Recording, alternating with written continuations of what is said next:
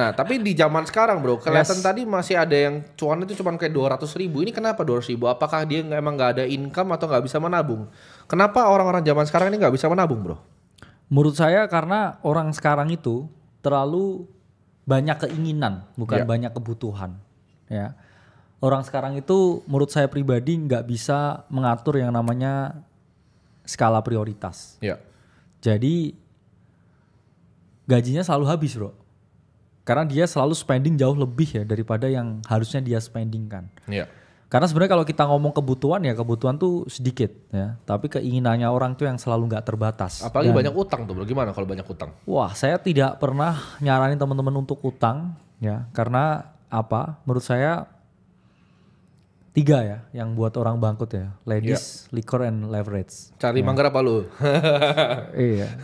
Jadi selalu ya bro, tapi patternnya selalu begitu ya. Ladies, liquor, and leverage. Jadi kalau orang suka berhutang dalam trading pun ya, saya pun juga sebenarnya nggak terlalu nyaranin teman-teman buat pakai excessive leverage atau leverage yang berlebihan. You can hold in spot and be rich ya. Karena saya 2 tahun pertama itu juga tanpa leverage, hanya bajing loncat naratif yang ilmunya semua saya curahkan di AC ya. Saya pun dulu sebenarnya juga nggak terlalu bisa ya menabung. Tapi hobinya apa? Belanja? Enggak, maksudnya saya investasikan uangnya. Oke. Jadi saya balik mindsetnya, oke saya nggak punya tabungan, tapi saya punya investasi. Iya. Karena menurut saya ya pada saat itu saya harus bergerak, harus moving. Iya. Jadi ya ada lah tabungan cuman buat 3-4 bulan, tapi ya sifatnya nggak eksesif sampai bisa freedom. Jadi saya lebih aktif, ya, lebih agresif buat investasi dari uang yang harusnya itu saya tabung. Oke. Menurut gue yang paling powerful dari seseorang kalau mau bikin dia bebas secara finansial adalah punya pendapatan bro. Income tuh menurut gue kemampuan paling kuatnya. Dan dengan berhutang, lu mengikis kemampuan paling kuat lu untuk membangun kekayaan. Karena lu sisihin untuk bayar cicilan kan dari income lu. Jadi income itu yang lu harus jaga, lu harus investasi semuanya. Nah investasinya kemana? Menurut gue nggak ada aset lain selain kripto, jujur ya. Nah nggak ada aset lain selain kripto menurut gue yang layak diinvestasikan di 2025 ini. Ini once in a lifetime buran, abis itu lu gak akan pernah dapat seperti ini lagi, bye-bye keretanya, tinggalin lu semua. Jadi kalau lu gak take, gak mau belajar, gak mau fokus untuk bener-bener dalamin gitu. 2025 saya harus ngerti kripto. Siapapun lu, regardless lu kerjanya apapun. Lu mau jadi manajer, taruh di Bitcoin uangnya. 70%, 20% mulai sebar-sebar, 1% belajar sambil bikin riset. Kadang gue gini kalau gue suka belajar bro. Gue itu suka beli dulu, baru pelajarin di dalam. Contohnya, kayak render. Itu dari dia sebelum naik ke 4, gue itu udah beli. Ya dari 1 tuh udah beli. Tapi belinya gak besar. Tapi gue pelajarin dulu, makin gue ngerti, wah makin dalam juga uangnya itu. Punya exposure dulu. Biar kepaksa belajar. Jadi kadang kalau lu udah beli, lu kepaksa untuk belajar. Contoh, lu makanya gue bilang, kalau lu belum mulai kripto nih, beli Bitcoin dulu. Lu pasti kepaksa ngikutin beritanya. Ya kan? Nah orang tanya kan, kenapa sih mungkin portofolio gue itu agak berbeda sama bro kakak. Bro kakak mungkin Bitcoin bisa turun ke 50 nanti ketika mau all season. Kalau gue kan stay minimal 70. Nah dengan 70 ini banyak yang bingung. Kenapa gue cuman, misalnya gue subscribe Bloomberg cuman untuk nge-cover Bitcoin. Jawabannya adalah karena aset gue berat sekali di situ. Dan gue mau tahu setiap pergerakannya, semua kanal berita itu apa keluarnya. Reuters ngomongnya apa, Wall Street Journal ngomonginnya apa. Gue mau tahu semua analis di Bloomberg tuh pandangannya apa terhadap Bitcoin gue. Gitu. Jadi barangnya itu gue ikutin. That's why lu harus punya skin in the game. Harus mulai ya bro ya berinvestasi. Kalau enggak gimana? Gue banyak lihat orang 40-50 tahun tapi gak punya tabungan gitu. Ya kalau itu sulit ya. Karena dia memberikan beban ke orang sekitarnya. Betul. Jadi teman-teman ya sebaik-baiknya orang tuh orang yang bermanfaat untuk orang lain. Ya. Lebih bagus lagi kalau gak nyusahin dulu. Seburuk-buruknya orang itu menurut saya orang yang selalu bergantung ke orang lain.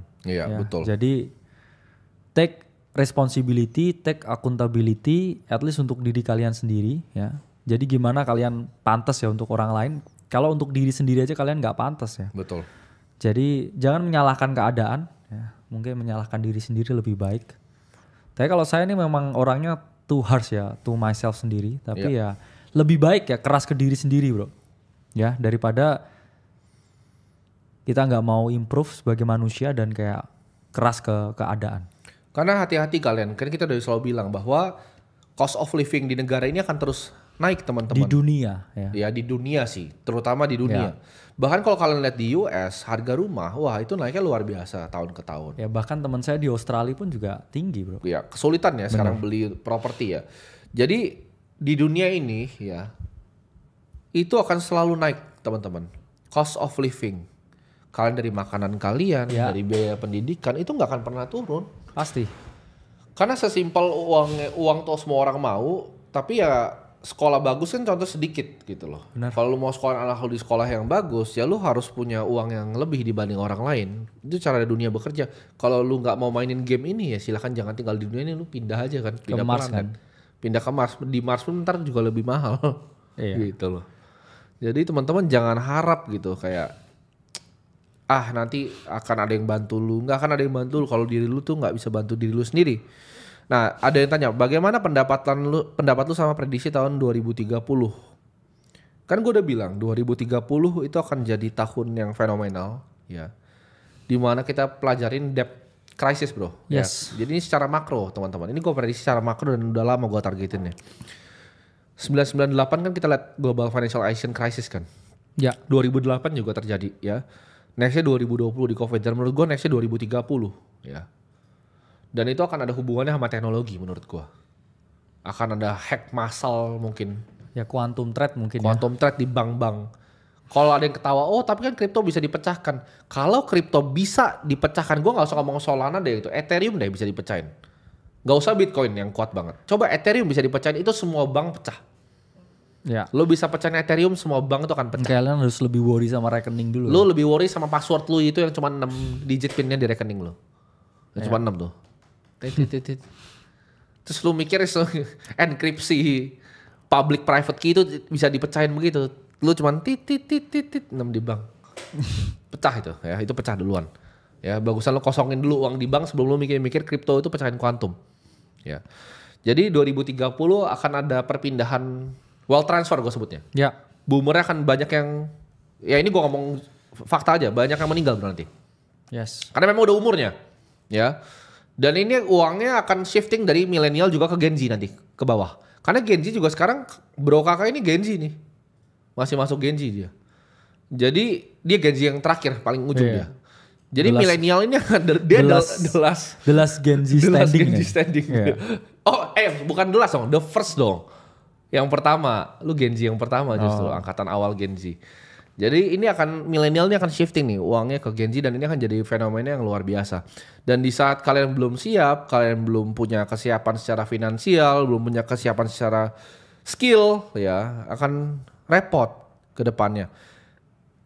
Kenapa setiap dekade ada Black Swan? Itu pertanyaan bagus. Karena itu bukannya Black Swan ya teman-teman, tapi ini siklus hutang. Ya. Karena dengan hutang yang banyak di print, itu terjadi tensi geopolitik. Ya. Dengan tensi geopolitik yang ada ya kayak sekarang kan, Cina tuh tidak stabil, Korea Selatan dan Korea Utara. Ya kalau kalian punya teman orang Korea pasti tahu, lagi sering dipanggil di belakangan. Ya jadi kalau kalian punya teman Korea Selatan yang tinggal di sini itu lagi banyak di recall balik. Karena di sana lagi tensinya sangat sangat panas. Iya.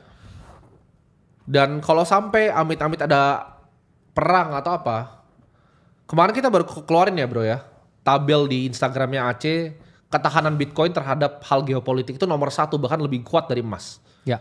Jadi kalau lu nggak punya kripto, sorry to say simply lu orang kurang pintar. Karena gini ya, kita juga harus menghitung juga tentang fungsi. Ya.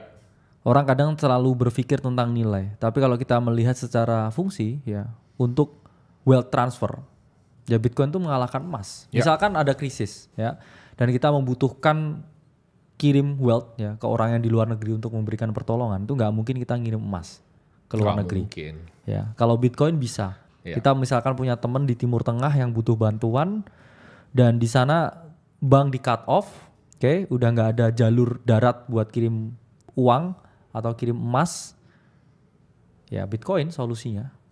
Jadi, dan udah terbukti kan perang Ukraina Rusia.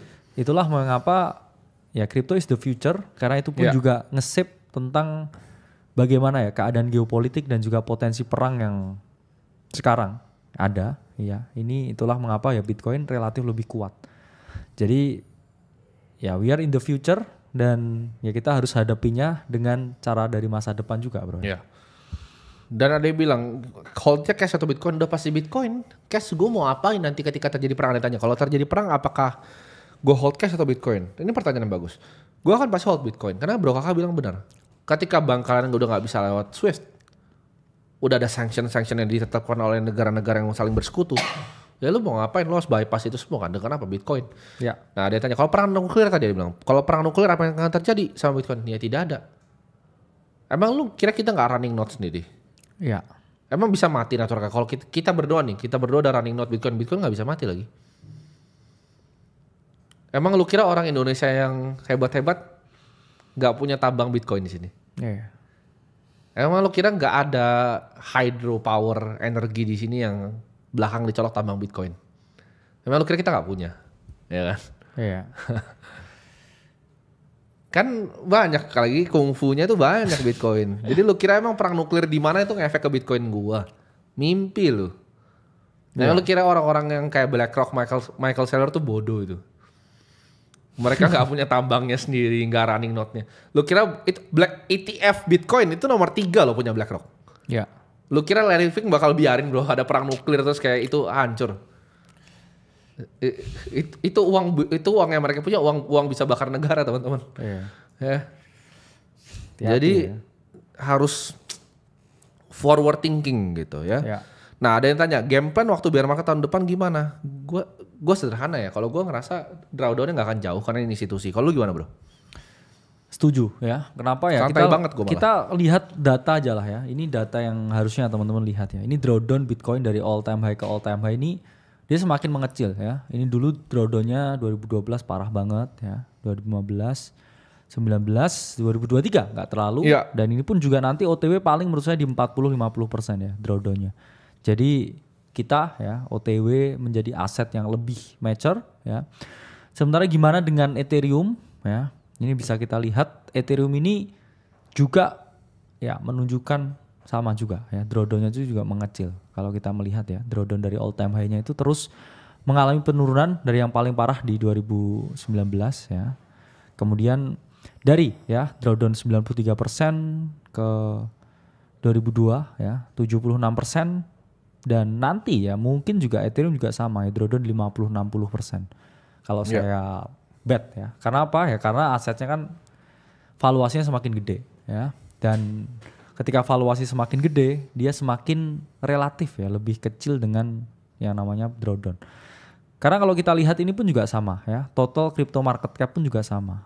Aset itu kalau udah maturing ya, Volatilitasnya menurun. yes, volatilitasnya juga Hukum jadi alam ya menurun. teman-teman ya itu ya. Jadi at some point mungkin di halving yang ke-10 atau lebih. Udah tipis banget, udah kayak Tipis S&P. banget. Udah Ya, kayak S&P. S&P.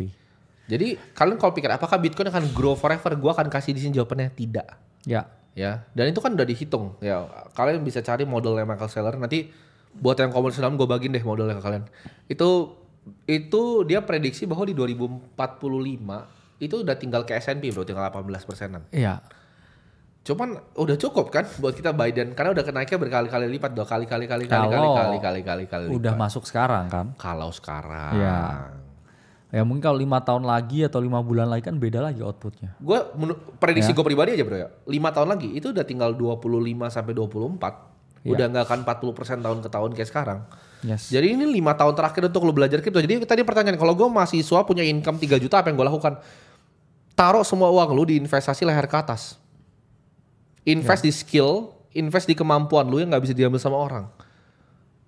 Upgrade income lu, ya kan? Taruh uang lu semua di kripto. Yeah, that's how you win. Cuman itu jalannya beneran cuman itu menurut gua, ya. Kalau ada yang punya cara yang lain terserah gitu. Tapi menurut gua cara itu cara paling gampang. Karena kita udah buktiin kan kayak tadi, uang bisa 300% dari SUI. Itu nggak ada di tempat lain, teman-teman. Nggak ada di tempat lain.